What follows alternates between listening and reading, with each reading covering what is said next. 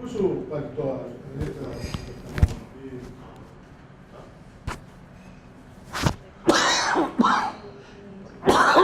Que é isso? Ô Bruno, nós estamos refazendo um vídeo, não é um vídeo novo, tá? É aquele número 1? Não sei o número. Não, acho que é 2 ou 3. Só 2. Tá. Pegando?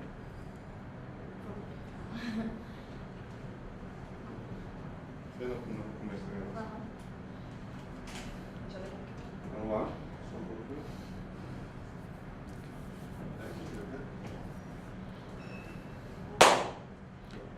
O Brasil, na década de 70, era um país importador de alimentos e incapaz de competir no mercado internacional. A Embrapa foi, sem dúvida, a grande mudança que a agricultura brasileira teve.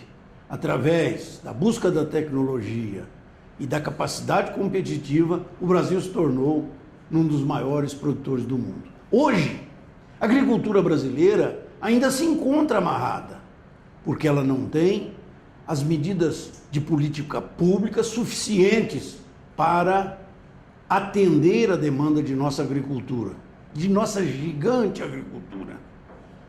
O governo atendeu ao chamamento dos líderes e colocou para o seguro rural um recurso mais substancial, mas que aplicado na forma que hoje está sendo exercida, não dará para atender nem 15% da produção nacional.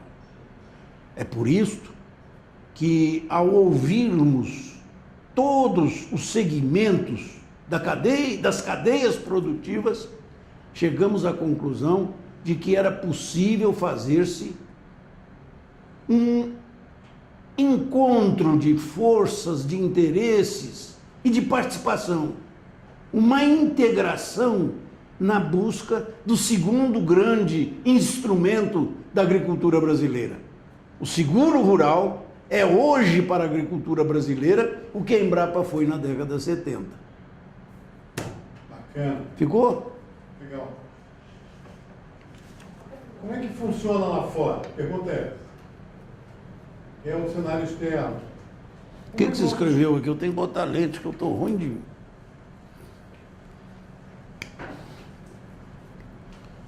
Quadro externo, como foi? Como opera a nossa concorrência? Talvez vocês viessem. Tá bom. Como opera o nosso concorrente? Nos Estados Unidos, na Europa, até no México, no Japão, os agricultores são subsidiados com um seguro rural que lhes dá garantia na sua atividade.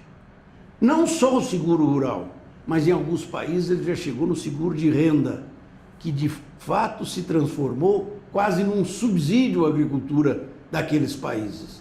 Porque independente do clima ou do mercado, eles têm a renda sempre garantida. Vamos lá, mais um? Brasil, a exclusão dos pequenos e médios. Só tomar cuidado quando você terminar, continuar olhando. Ah, olhando para lá. Eu desviei, eu vi isso. Enquanto isso, no Brasil, vivemos um quadro de exclusão dos pequenos e médios. Enquanto isso, no Brasil, além do agricultor não ter nem a garantia do custeio, muito menos tem a garantia da renda. E o que é pior, todo agricultor que sofreu um sinistro climático ou um sinistro de preço, como é o caso do café, que esteve a R$500 a saca e hoje é 260, ele fica fora do sistema. Os bancos não aceitam a sua participação porque eles são considerados de risco. E assim, o agricultor médio brasileiro está sendo excluído do processo produtivo. Com a volta do seguro, nós temos certeza que ele vai ser reincorporado na busca de melhor atividade agrícola, com todas as regras e recomendações de uma tecnologia nova, de insumos, de sementes, de fertilizantes, de tratos culturais, de máquinas, e volta a participar do processo produtivo, porque os bancos sabem que com o seguro ele tem risco zero. Eu gostaria que você fizesse essa frase para a gente depois jogar. O sinistro de preço é tão grave quanto o sinistro de preço. Tá bom. Vamos lá. O sinistro de preço é tão grave quanto o sinistro climático. Ele, quando acontece, prejudica mais ao grupo de produtores daquela cadeia produtiva. O seguro atual é caro e não funciona. Aí tem os dados. 140 milhões em 2012, 2,4%. 2013, 700, 15%. O seguro atual, além de caro, não funciona o suficiente. Quando se gastou 140 milhões de reais no ano passado, só se atingiu a 2,4% da área produtiva. Este ano, com a projeção de 700 milhões, se continuar da mesma forma que está, nós vamos ter um atingimento de no máximo 15% da área produtiva. Isso não é fazer seguro rural uma atividade tão forte quanto é a do Brasil. Qual é a nossa proposta? Nossa proposta é baseada na força da União. Aí são detalhes. Qual a proposta? Todos os segmentos estão desejosos de participar desse gargalo da agricultura brasileira. Desculpa, ministro. Da solução desse gargalo. Ou então. Você falou desse gargalo como se todo mundo tivesse participado do problema. Aí da solução. Vamos lá. Do mesmo jeito estava bom. Eu esqueci o que eu falei? Qual é a proposta? Todos os segmentos. Tá bem, tá bem. Qual é a nossa proposta? Qual é a nossa proposta? Todos os segmentos de todas as cadeias produtivas estão dispostas a se unir, participar para resolver o problema desse gargalo da agricultura brasileira. Se o governo... Com esta participação, o governo pode permanecer com a mesma quantidade, 700 milhões, mas será acrescida de no mínimo 1,4 bilhões de reais da soma das indústrias de insumos e de serviços, que está disposta a uma participação de até 1% do seu faturamento. No caso específico do produtor, ele vai ser chamado a participar com um volume que para ele é muito mais vantajoso do que o atual, porque ele com menos recurso vai ter uma garantia mais extensa, seja no financiamento ou no seguro de renda. Isso é fundamental, porque isso dá a ele a tranquilidade que ele não tem hoje. Só tem que finalizar com os três pontos. Essas partes unidas somam um investimento. Essas 4 fontes unidas daria ao país, ainda neste ano, uma quantia de 3 bilhões e 400 milhões de reais.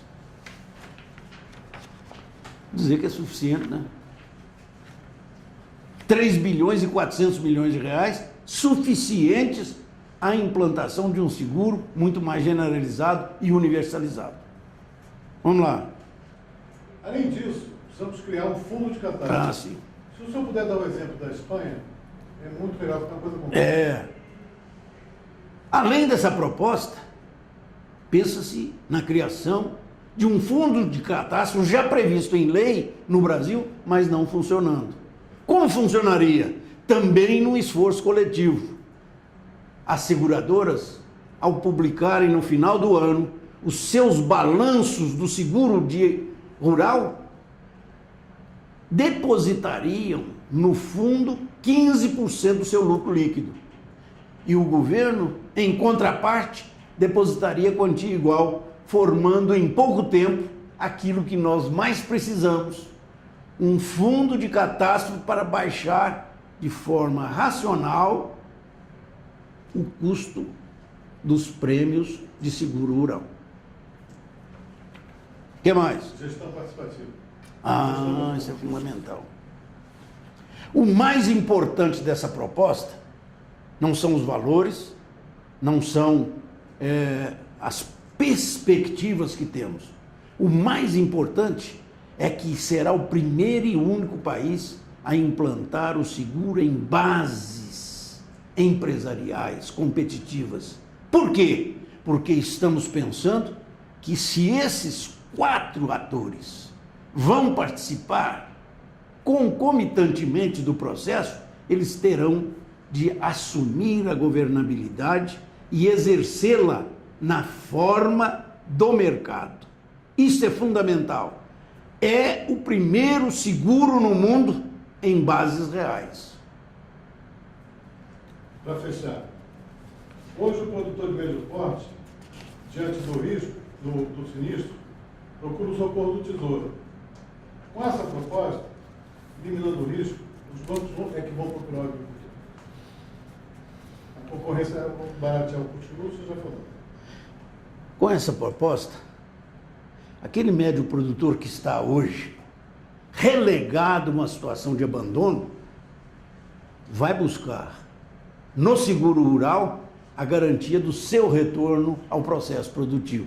E aí, ao invés dele procurar os bancos, tenho certeza que pela garantia do seguro, os bancos é que vão procurando não só levar a eles os instrumentos necessários, aplicação da tecnologia no mais alto grau, como também ajudá-los a recompor a vez que perderam quando tiveram o sinistro de preço ou o sinistro climático.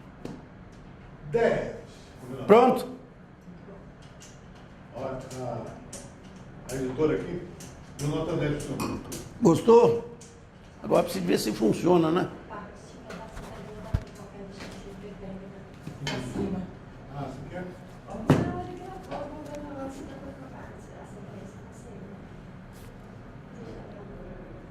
Tá bom, muito bom.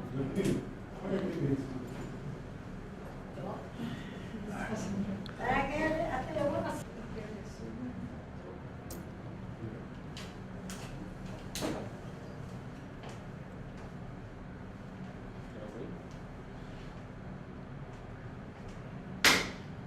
Nesse caso do fundo de catástrofe, veja o exemplo da Espanha.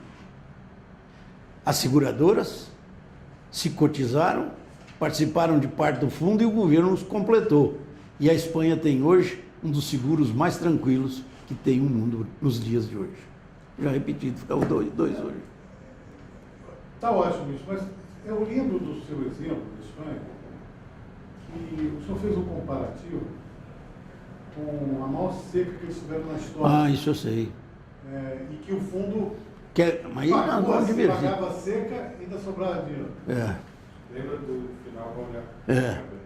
O caso específico do seguro de catástrofe precisa ser olhado o que ocorreu em outros países.